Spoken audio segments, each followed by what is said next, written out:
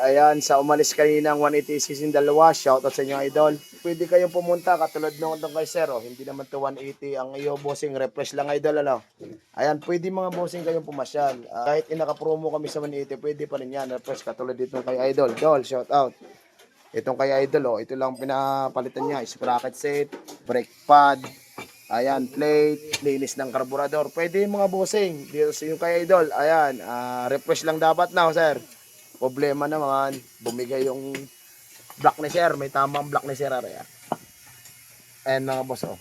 Nagkabayuwang na mga bossing ang block ni sir. Ayan, may kanto na. Papalitan namin ng 68mm. Ayan, pasok siya sa promo. Kahit po siyang pinunta niya, kaso yung 180 naman, pasok pa rin yan sa promo namin mga boss. Ayan. Option 1 lang ang aming gagamitin.